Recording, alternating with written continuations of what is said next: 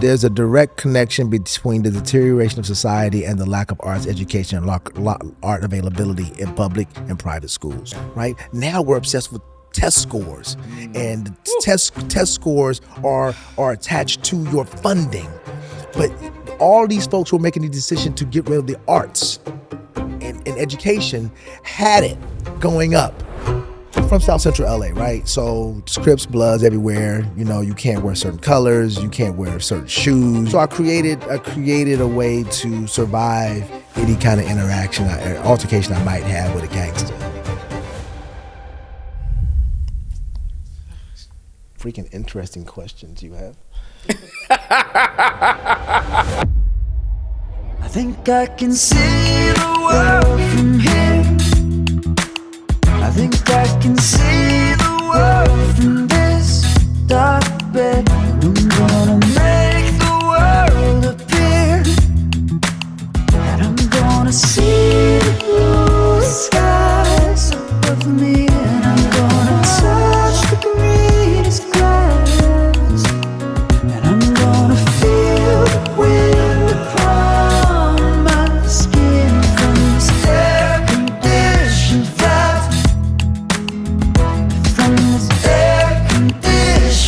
Hello, good people, and welcome to the Chasing Kairos podcast, where we are all about helping one another unblock the pathway to purpose. I'm your host and proud girl dad, Nico Parham. Hi, Daddy. Hey, sweet baby. I love you. Daddy loves you so much. Thank you for empowering me to do this every single week. Today, we are joined in the air-conditioned flat studio by a brother who wears many hats. He's in our studio today, taking a little break from all the things that he does, all right? He's a beloved theater professor at the renowned and historic Spelman College.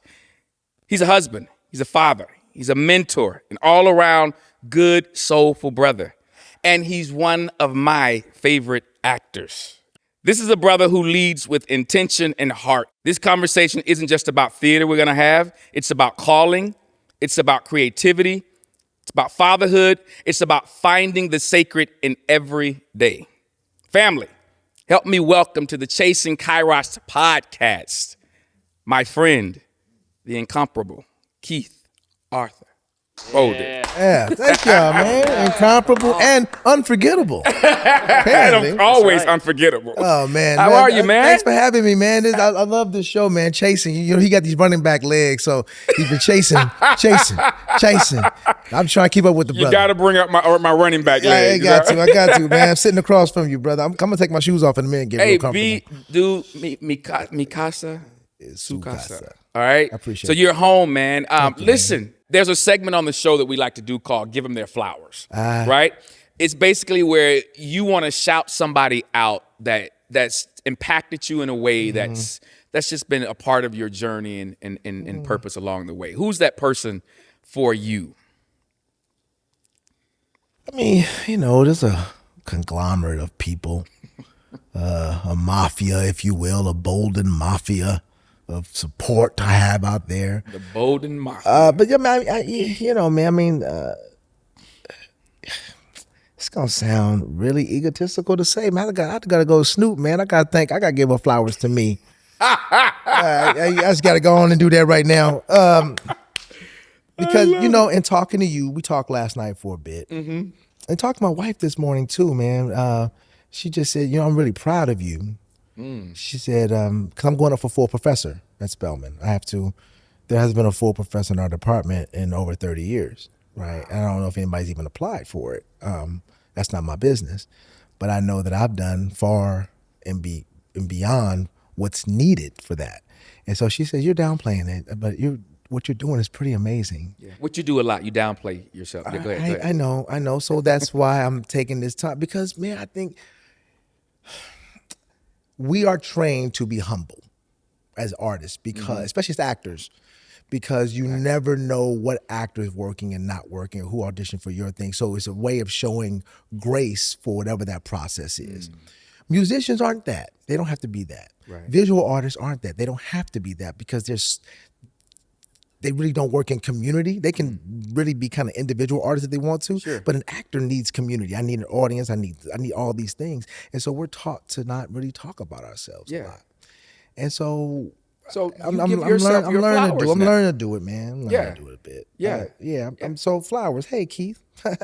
They smell good. Flowers smell good. I love it, man. I love it. So you giving yourself the flowers. Hey, own them, smell them, plant them, grow them, water them continually, man. You deserve it. You deserve it. I appreciate that. Thank you. So what actually led you into this whole path of theater, artistry? I'm still unpacking that. I didn't find it till I was in college, but when I was 8 or 9, I wrote a play. Had never seen a play, and I wrote a play. You wrote a play having never seen a play. Wow. Yeah, I wrote a play about the birth of Christ. I was at church one day and was inspired to write a play because I had all these cousins. When I was a little, I wanted New Edition came out, right? I have all male cousins. A generation of us we're like 5, 6 of us are a year apart each. Okay. Like, so I'm the oldest, and then Troy, and then Brian, then Brent, then Reggie, then Curtis, right? We're like a year apart. And I said, man, we should start a group called the Cousins. I said, New Edition, they can't really sing, they're harmonizing. I just had these dreams that I wanted to perform. And so I wrote this play, and I put my cousins in it, and we did it in the living room of my house. Family came over and watched it. We even asked for a command performance of this play. It was about 30 minutes long, but I was inventive. It was innovative. There was a heater in the ground, and I used that heater to do the voice of the devil, who because it was about Christ dying and also his death and rebirth. But anyway, so I did that, man, and nobody in the family. All from, civil workers mostly. A lot of my uncles and cousins worked at the paper mill. They all moved from Louisiana. Nobody said, hey, we should get Keith into some acting, some art thing. And so when nobody heard this kid's last cry, because I wanted to take tap dance class in 3rd grade. Nobody said I couldn't do that. My oldest friend, Damon Hines, who plays Roger Murtaugh's son in Lethal Weapon series. It's my first friend in the 1st grade. Wow. We're frat brothers now too.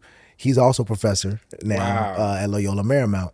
But he wanted to be, he was an actor. He's a child actor. And I said, I want to do that. My mom went to look at headshots. I was like, no, we ain't doing that. This is, this is 78, 80, right? Yeah. And so I was used to draw. I used to make my mom, I took a sewing class where I made my mom a bag. I just doing all these artistic things. Yeah. And I took a drumming class, but nobody would come watch. So not blaming anybody, but nobody saw this kid like, please get me in something artistic. Yeah. And so it just went away. And I just created this, and when I got to high, I developed survival techniques. Cause I was Talk about that. from South Central LA, right? So it's Crips, Bloods everywhere. You can't wear certain colors. You can't wear certain shoes. You just really had to know where to go and where not to go. And I wasn't a fighter. I wasn't a scary kid, but I just wasn't a fighter. I didn't want to do that. I used to make people laugh to get out of fights, right? Yeah, you did. Me and my boy Leon Hill, one of my best friends, we fought after school one day. Leon, we was fighting. He was big dude, right? He was like, something, you old ugly something. I said, yo mama. And he came at me and I dodged him and everybody started laughing. And then we got on the ground, somebody broke it up, we walked home together. That became your way. It became my way. Your thing. Play the dozens, and you know how to get out of stuff. So I created a way to survive any kind of interaction or altercation I might have with a gangster. Yeah. But yeah, so I had to create this persona called Beef. Yeah, because I was a little rotund, and I became the human beef box. Oh my God, the human beef box. So I started walking around with these other people who were rappers, and I had the bass. I had bass.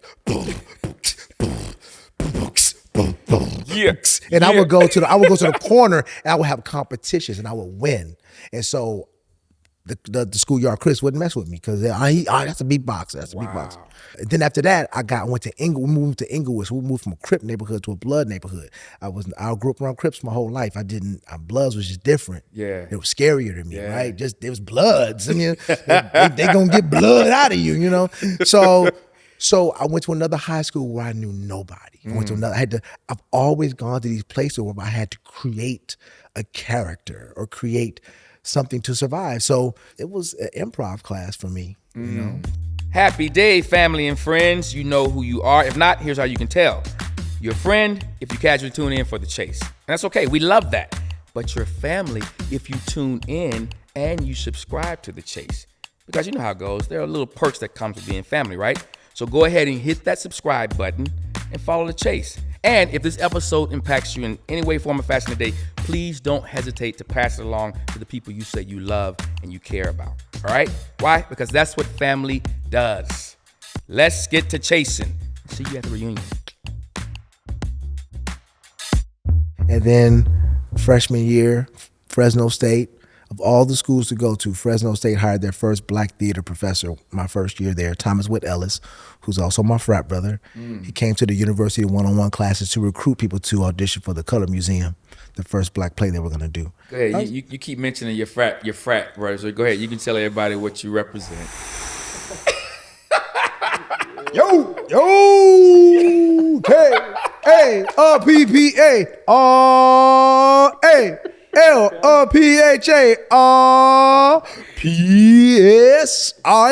of Kappa Alpha Psi, K-A-P-P-A, A-L-P-H-A of P-S-I, woo, those nasty noobs, ow, ow, ow.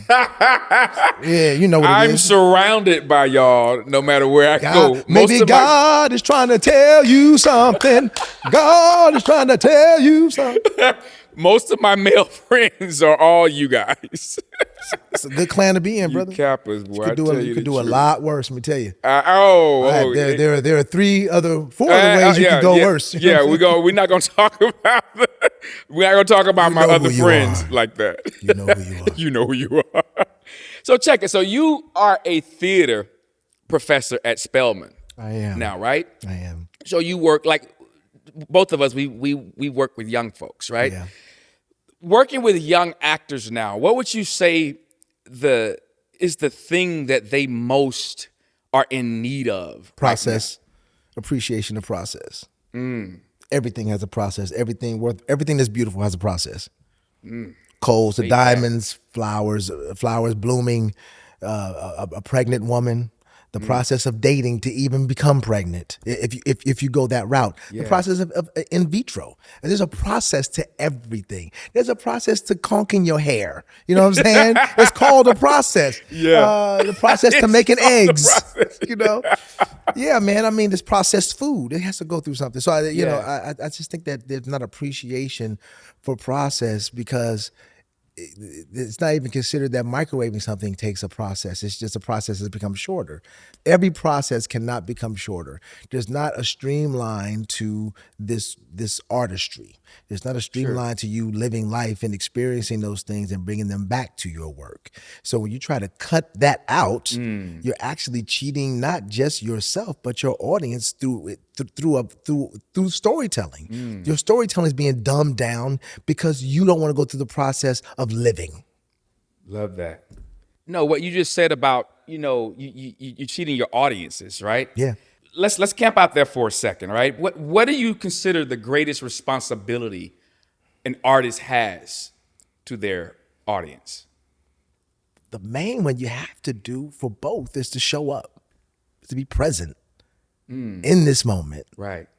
Not thinking about the next moment or I wish somebody else was in this moment to be better at this, but you paid the ticket for this moment, be in this moment with me, and I'll be in this moment with you. And that allows the audience to actually feel something authentic and real, because I think when we're able to feel as an audience, whether through comedy, whether through drama, whatever the genre is, like there's something healing about sitting watching a performance of any sort, and you have this sense of healing going on, right? Because you're feeling something. Yeah. You know what I'm saying? Yeah. You're empathizing. I tell my students this. I mean, every character is looking for their joy, right? They're looking for the thing to make them happy.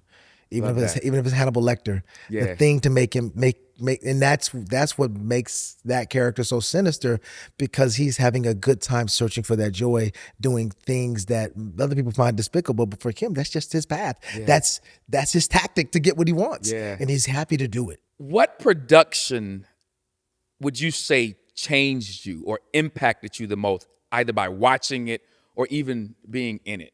So I want to answer that question, but first I want to talk about my evolution as an actor a bit, because I've kind of gotten out of calling myself an actor a bit. Okay. I think I do it because people understand what that is, and everybody wakes up and says, I can be an actor. I can do what you do, Well, right? Talk about that. I'm an embodier, man. I embody. And I think I've been a study of human behavior since I was a little kid. I wanted to be an impersonator. I wanted to be Rich Little as a kid. Wow. But there were no black impersonators. So I never saw myself. I was walking around doing John Wayne and Ronald Reagan like Rich Little when I was a kid. Wow. I've always looked at energy. Like I can embody yours in 5 seconds. I'm a pretty good mimicker, but I think it's more than that. I think it's embodying the energy. And so you're no longer my favorite actor. You're my favorite embodier. Yeah, because what you're seeing is the human condition reflected, and when I do what I do, Playing out. The Absolutely. choices that I make, it could be the most absurd gesture, but I'm going to inform that choice because I'm going to fully embody it. Love it. Right, and I'm not afraid to physically make that choice, to make it look as real as it needs to look in that moment. Now we can finesse it to whatever it needs to be, but I'm going to do the best I can. Love it. Right. And so I'm pretty free in that. So if I'm thinking about embodiment, right, if I think about acting in movies that changed my life, it's like The Last Dragon, right? Right. But when I think about embodiment, I think about Of Mice to Men that Gary Sinise directed with John Malkovich. And I got the opportunity to talk to John Malkovich when I worked with him on Mile 22, and told him that when I saw his work, I knew what it was. I knew what embodiment was. I knew what acting was, because he totally transformed, and I totally empathized with that character in that film. Wow. I mean, have you seen that version of Mice and Men? Yes. No, but talk about it. What was it that got you, that you empathized? There's something about male bonding that always gets me, bro. When men are able to be tender in those moments. That's great. And I see it. Best Man Christmas, right? When Morris runs off the field and his best friends are there waiting for him to take him home to his wife. I think I cried the rest of that movie. Wow. I was by myself. I wanted to see it by myself. Wow. Because I knew they was going to do something special with the men. You know what I'm saying? Sure. And I'm blessed to be in this profession that I'm in, because I'm around men all the time who don't mind expressing themselves. Like, I'm so expressive sometimes, people get uncomfortable because they don't live in our world. Right. I live in a world that is touchy-feely, that is textile. People want to feel. That's right. And that's the world I live in. My windows are down, my music is up, because I want to feel. Yeah. Because it's healing. It's healing. It's healing, man. And we don't realize so much of life, that just what art does for us in that sense, even when we're not intentionally looking for it to do that. But it has its way of doing it, whether it be music, watching a dance performance. See, you're talking about process now. So now go there. Talk about it. There's a direct connection between the deterioration of society and the lack of arts education and art availability in public and private schools. Right? You get more art in private schools. You got to pay for it. I'm about to send my kids to a private school. It's going to cost me a college tuition for them to go there, so they can have these resources that I grew up with. The things that I took in school, I was able to take cooking. I was able to take home econ. I was able to take automotives. I'm not afraid to do any of these things because I've touched on them a little bit. Yeah. Right? Now we're obsessed with test scores. And test scores are attached to your funding. But all these folks who are making the decision to get rid of the arts and education had it going up. So I don't understand why I understand why, because you're an elitist. You don't want your people to be smart, because arts teaches you actually how to be critical thinker more than anything in the world. Come on.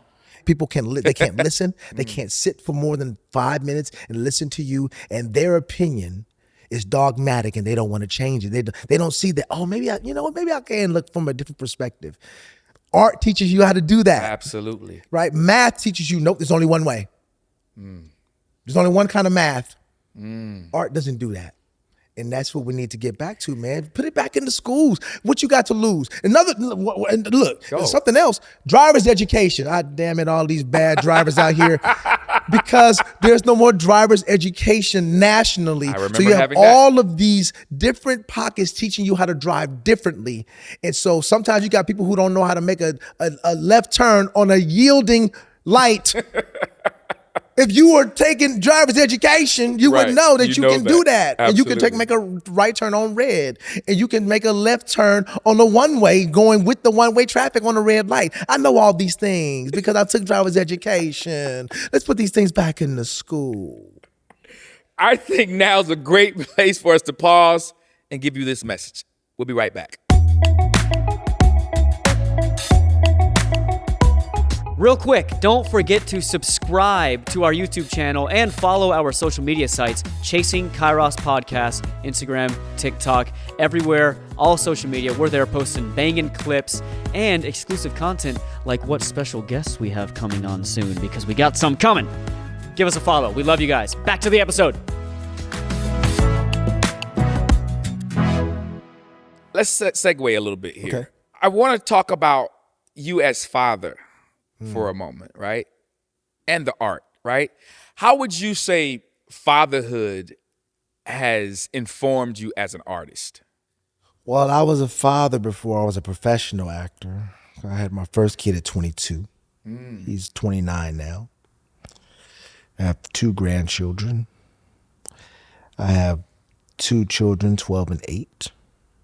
So I have 3 boys. Spread them out.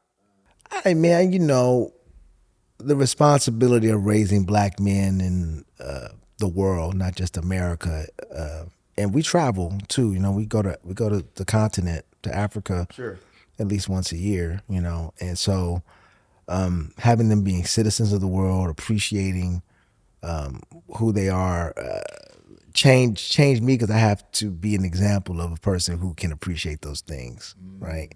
And so I try to be appreciative of all the things in the moments so they can too.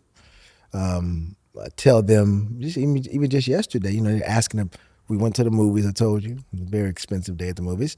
And, they're asking about the next thing. And I'm like, hey, can we be in this moment? Can we talk about what we just saw? It was an amazing movie. It's an epic movie. All these stunts, Mission Impossible, right? Like, you're 12 and 8 years old. You're not impressed by this? Right.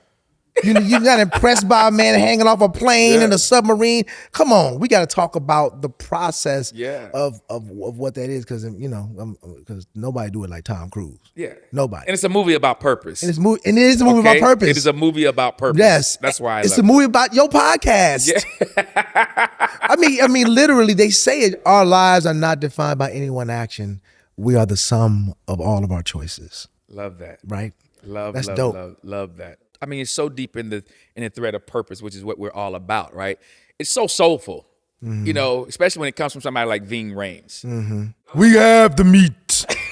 I mean, he got range, boy. He got lots of range. People under the stairs. We got Pulp Fiction. Baby Boy. Man. Still, I mean, classic Ving Rhames. I mean, in the kitchen. Yeah. Hey, Jody. Get Jody. Like, yeah. That choice. That's a choice. That's an actor choice, bro. Yeah. Like, that's not in the script. And you remember. these strong gestures. He had some of the most memorable performances in everything he's ever done. Yeah. But you have to be in the moment to actually realize what the moments are. Right? And discuss the moments, because if you discuss them, then you'll remember them more. They're imprinted on you. My wife and I were driving yesterday, and I'm always focused on the road, but she looks, and she's like, oh, because their gardenias are so beautiful. And she always notices stuff like that. She notices the beauty of the season, right? And I just think that we need to do more of that. And I'm a hippie now. No, but well, it's she's noticing the beauty of God's creation, man. You know what I'm saying? I think we all can use a heavy dose of that. What role does faith and spirituality play in your life? A big part, it's the language around this changed a bit for me. I'm a believer, believe in the Trinity. Jesus died and was raised from the dead 3 days later to atone for our sins, and I believe that. But I stopped talking God talk as much as I talk universe talk. Why is that? They're one and the same. And I think universally, I can have a conversation about that. I know who my God is. And if I say universe, I don't know who your God is, but you can respond to that in kind. We talk about universe. That's the conversation I found. I found that energy is more receptive than talking only about one possible God. Gotcha. And what do you say to those to Christians or believers of your faith, right? Who have an issue or problem with diverting to that language? They don't have to divert universe. because I'm a code switcher. Right? If I'm around, I can talk that way with Christians and talk about God and universe simultaneously, so they know where I'm coming from. Yeah. Right. But I do the same thing with people who aren't believers. I'll say God and universe. I use them interchangeably. So you know where I stand. Gotcha. Right. But I think holistically for me, especially with what we're dealing with in this country with right-wing Christian ideology, I have an issue with weaponizing God's love for your own will. And so if I'm saying universe and God, I'm not with that. You know what I'm saying? I'm not with that. Yeah. I'm inclusive. Everybody's loved.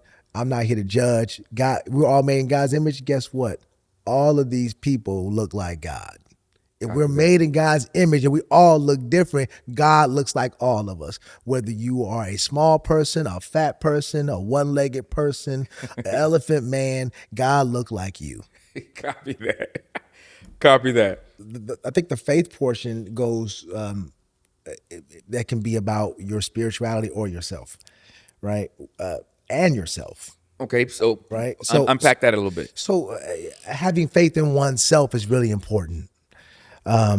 Whether you get that from God or if you're an atheist from your peers or just from yourself, having faith in your ability to get up out of the bed in the morning is important. Having faith in your ability to provide the information needed to people that you're going to interact with.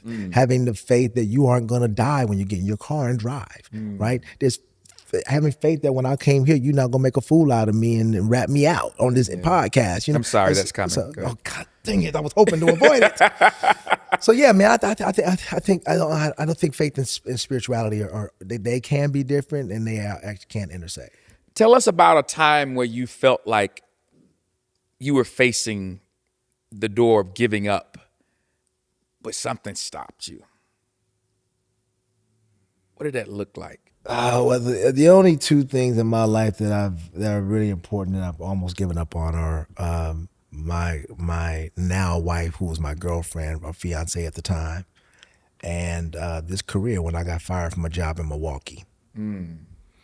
So you thought about walking away? Yeah, because if I could be treated so coldly, I thought, in the dismissal of me, the day before tech, end of the workday on a Friday, so the equity office is closed, I can't call, and you tell me I have to be out of the apartment at the place where I'm staying at 7 o'clock the next morning because the next actor is coming in. Wow. That means you planned it the whole week. I was working hard all week to prove myself because you told me that I had a bad run and I did all that work, and then you fired me anyway. Yeah. And so I'm like, wow, this business is cold. Yeah. You know what I did when I got to New York, man, for the cast, for that show I got fired from? What did you do? I wrote everybody in that cast a handwritten opening note night and mailed it to them, including the guy who replaced me. Are you serious? You know what I got? What? Nothing in response from nobody. Nobody. And the moral of that story is, take a loss gracefully. But I continue to do things like that. I continue to surprise people with that type of love, man. And but that's what you are, dude. They don't know. I don't know. My mom is like that. My mom was like that. My mom always said, keep stamps. Keep stamps so you can, and thank you cards. You can always send them. Wow. And I do. I have stamps at home and I have thank you cards. Wow. And I do it. Yeah. You just spoke of your mom. Yeah. Talk about mom for a minute, because I know how impactful she was in your life, and I know some years back, you lost mom. Mom danced on Soul Train. She moved to L.A. I think to be an actor, but we never talked about that. And then she met From Louisiana. Mm-hmm. Okay. In Natchitoches, Louisiana. Natchitoches, baby. Okay. Yeah, man, it's a small town. The oldest parish in Louisiana, actually. Gotcha. Don't know much about our family history, though. You know how that is. Okay. But I think we never talked about her being an actor, but she met a guy, fell in love, had me. And I think she put all that on the back burner because she just had to take care of her Keithy. Yeah. And new responsibility now. yeah, man. And then yeah, man. So she was great. She was the best. She was the best of us. My mom. My mom was the matriarch of the family. Yeah. And she just kept everybody together, man. And since she's gone, it doesn't feel like it's that together anymore. Yeah. That tends to happen. What was the relationship with your father? Good. It's great. Yeah, he's great. Yeah. Yeah. He's still alive? He's still alive. He's remarried. Okay. But he lives in Louisiana, happily married. Okay. Yeah. That's great. Yeah. That's great. Do you have? Are you him? In a lot of ways, yes. In a lot of ways, I think I try not to be. But not in a bad way. Just We can get together and write a book on that. Yeah, my dad is a certain kind of man, raised in a certain kind of way, with a certain kind of language, Sure. or lack thereof. Right. We as artists, we talk in these big, creative, grand ideas of seeing the other person, and that takes time to see somebody and acknowledge their presence. And a lot of men from a certain generation or from certain areas don't spend the time to see the person they're talking to. And so if you don't see me, man, it's a problem. Yeah. And I've come to terms with that one of my pathologies, one of my isms is like not being seen, dude. Like if you don't see me, it's a problem for me. I work really hard at being seen. Yeah. You know what I'm saying? But where does that come from? I don't know, it's abandonment issues, I think. You know, if I have to unpack it, you know what I'm saying? We're not therapists, so I don't know if we want to unpack all that today. But Well, no, it's not so much about us being therapists or even having to unpack it. I don't even like, personally, I don't even like to use, even with my own therapist, which I have, I don't even like to use the language of unpacking the trauma and this stuff. What do you use? Unblocking. You know, unblocking things, because I think I think to your point about how you were talking about, you know, with your students and a process of becoming, of embodying what you learned to embody as an actor. Yeah. You know, I think we owe ourselves that as humans first, as man, you know, as well, in that space of the things that we've gone through in life, just like characters that we play.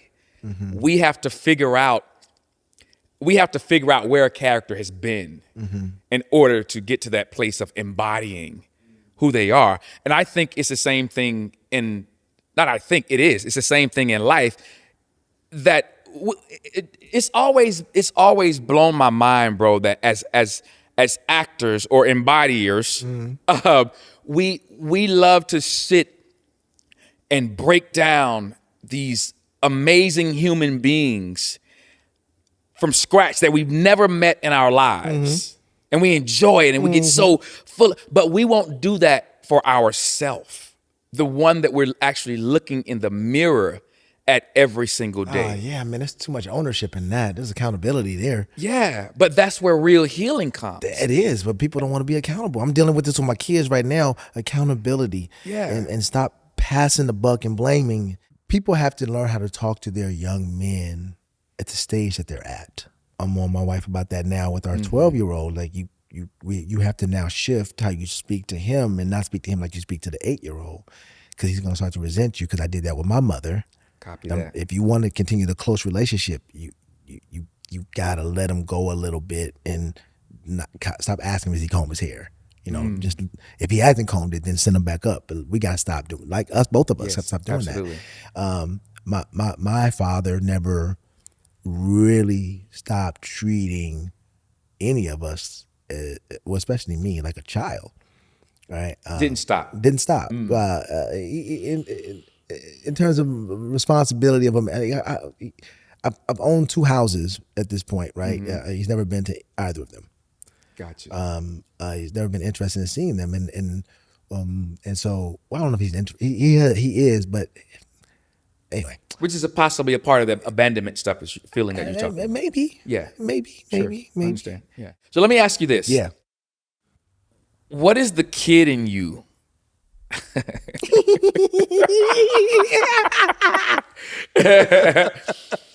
What is the kid in you longing to get from the man in you? Freaking interesting questions you have. What is the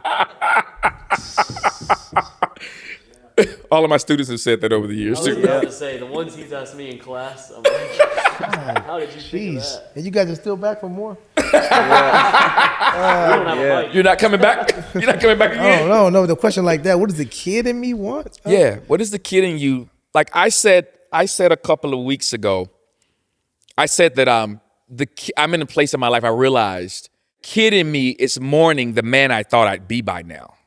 Right? That was a reality for me to really look in the mirror and go to that place to come to that conclusion. Like, wow. Wow, yeah. And it wasn't a bad thing. It was just a realization. It was me being able to like stop, pause, and discover that's deep. something about me. And I thought it was beautiful. So listen, when you asking these kind of questions to people, you gotta have some liquor. I know. I know. Or some ganja or something. I think the kid in me. Ask the question again. I put it this way: what is the kid in you looking for in the man in you? To not be afraid. I'm always afraid. You're always afraid. Yeah. But you never appear to be. You never appear to be afraid. I've learned survival techniques, brother. I'm afraid of being left alone. I'm afraid. I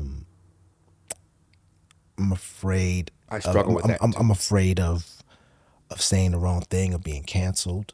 I'm afraid to really express myself the way I want to on the dance floor. I'm afraid to be my full self.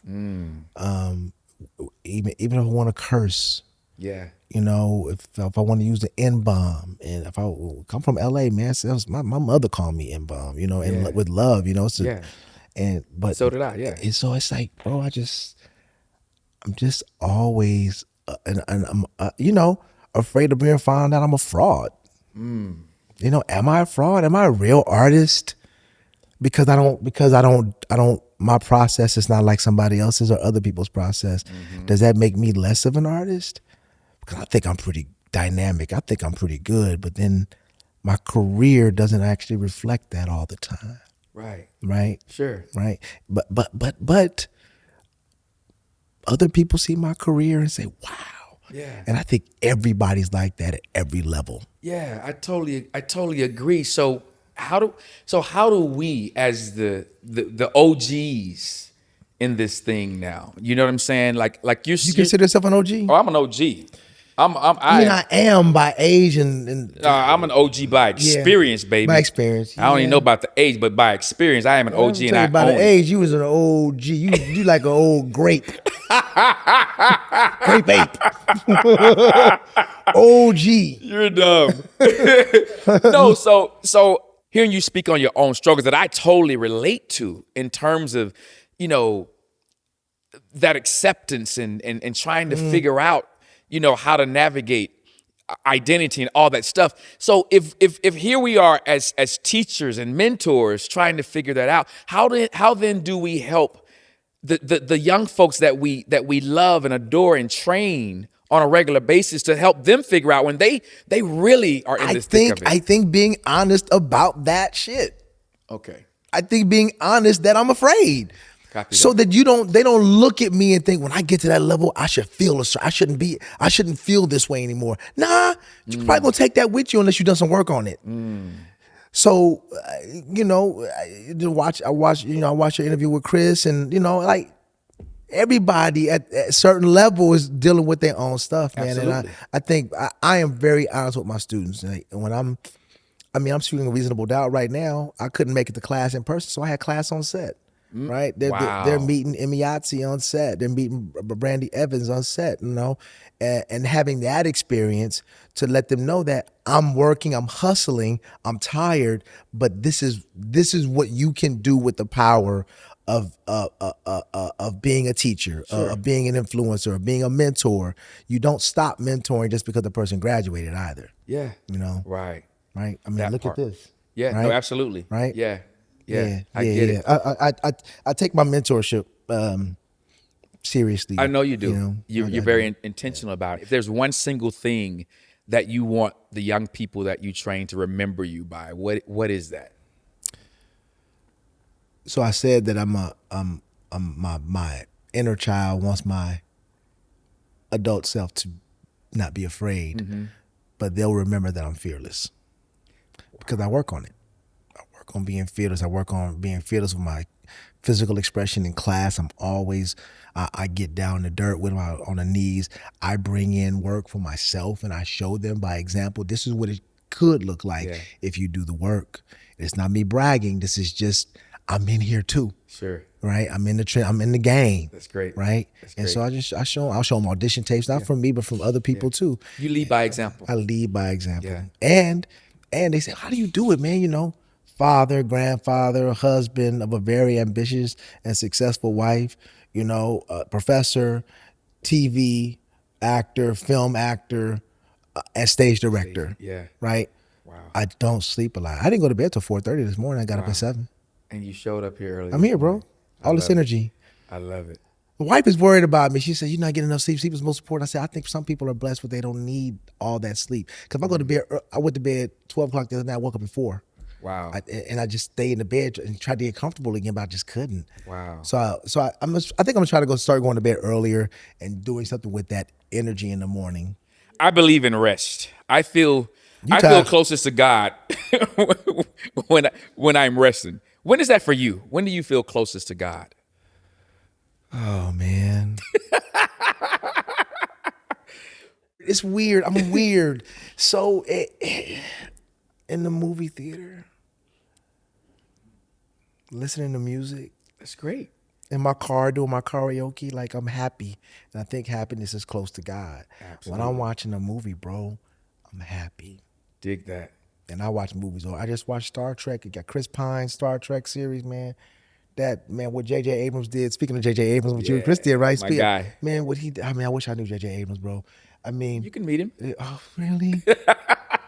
Man, I'm could such be a J.J. fan, dude. What he did with that series, how he reinvented that whole series, and because of that space-time continuum, he said we don't know what to expect. So they could do anything with the series. Sure. And I thought that they were just also good. And then they showed Kirk getting beat up a lot, which you didn't see in the series. He was fallible, right? But oh man, it was so good. When my kids get into something, I get excited. You get excited about I watched that. E.T. with my boys for the first time a few years ago. That's closeness there. Bro, Yeah. when E.T. died. Oh.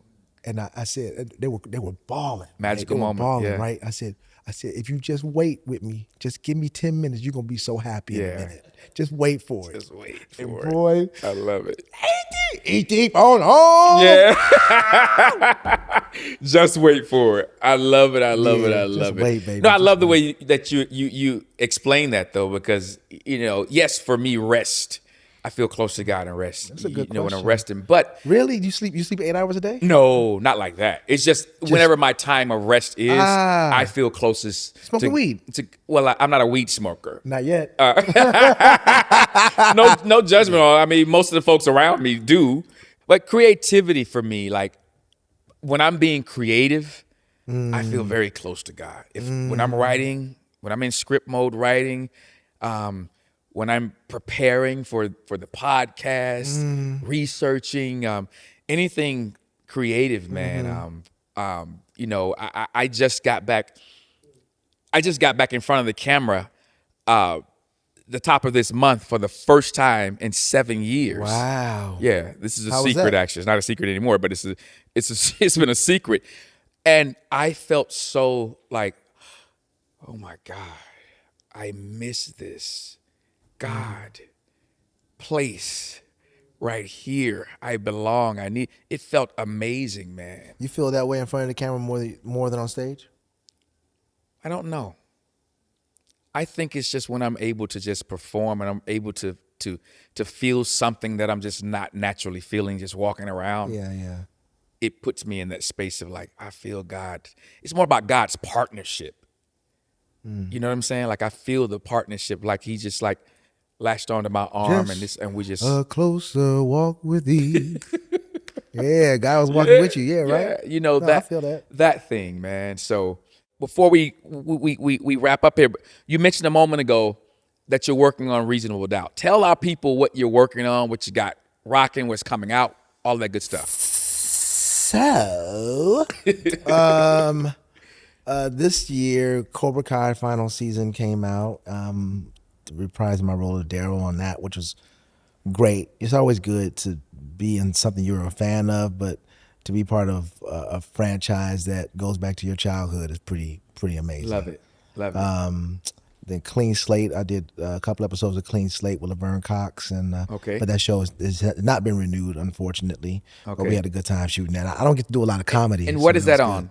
Prime, Amazon Prime. That's on Amazon Prime. Okay, Mhm. gotcha. And the Cobra Kai is on Netflix. Reasonable Doubt should be premiering this fall. Okay.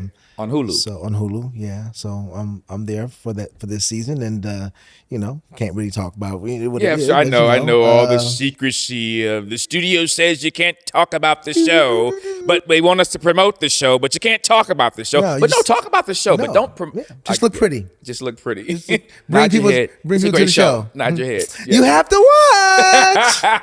watch. What else? This week I'm going to be shooting a feature film,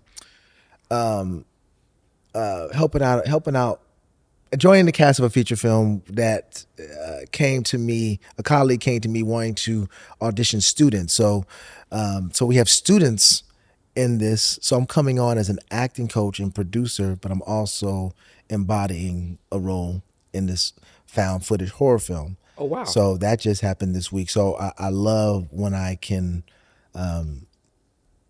be in space with the students. A short that I did a few years ago called The Inventor, we did 12 film festivals, but it's now being made into a feature. It's called Standing in the Fire, and I'm a producer on that too. So I am... Wearing the producer hat these Yeah, days. I'm a Good for problem you. solver, and I think there's a producer line. There's a producer line for that. Problem solving producer. I'm good under pressure, Copy and that. I think that there's space for my knowledge of film, and how it impacts people, but also how producers impact people and crew. And I'll tell you, I'm learning a lot on this Reasonable Doubt set. Nothing happens by accident, right? This is probably the happiest crew I've ever worked with. Really? And it starts from the top down. That's great, Ramal and yeah. Muhammad, man, they Attitude reflects leadership. bro, every episode they do a crew member of the episode, and everybody stands around and celebrates this person. And then they do birthday shout outs at the beginning of every month, right? So you're creating a community of theater, really, Yeah. in a studio space. We had some intimacy moments, and they had just mental health advocates on set as we dealt with those moments. There's such care that I'm not used to in the film and TV world that I'm very accustomed to in the theater world. So I'm learning a lot that you can advocate for your actors and your artists. You certainly can. Yeah. You certainly can. I love that. So what I love about today's conversation is that it reminded me that art isn't just about expression. It's about healing. And that teaching, as we do, isn't just about guiding someone, but it's also about remembering who we are. And I think we started to do some of that today, like remember. You know, you talking about growing up bobbing between the Bloods and the man. Crips, Yeah, man. man. That's remembering that journey of your life to now and where you are now, man. It's great. I appreciate your fun, your laughter, your vulnerability, your brotherhood, Thank all you, of that brother. stuff, man. Same. Are there any parting words you want to leave for the audience, just for our family out there? If you pay attention, for real, all life's problems can be solved through art. Like, even movies. Like, if you're ever in a fix, check out a flick, you know, because if you watch the movie Wall-E, right, you think about where the human race ended up in Wall-E. You know, sedentary, going from station to station, they don't have to move at all. Everything comes to them. We're not far from that. This is where we're going. I think that movies are premonitions sometimes. That's great. And I think that if we're paying attention to it, we can avoid a lot of things, because I think that writers, artists, we have the barometer of society, right? We push the boundaries, and we foresee things. We see trends that most people don't see. And so when we're writing these fantastical things, it's because we see the possibility of them happening. Sure. So I think that we just need to invest more in movies and art. Invest more into movies and art.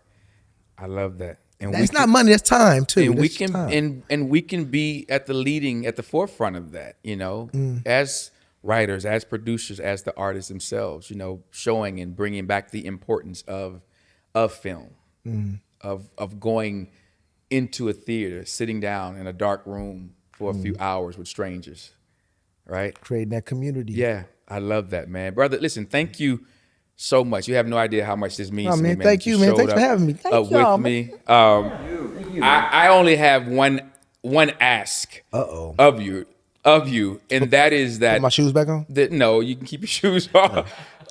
My only ask of you is that this not be your last time joining us. All you gotta do is call me.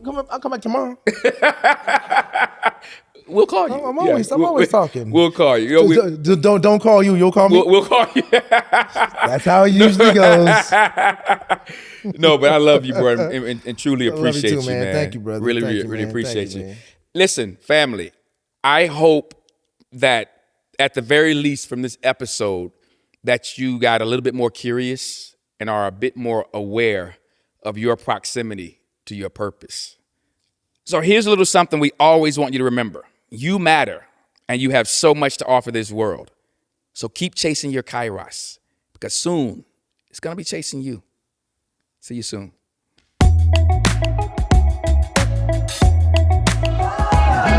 See the blue skies above me.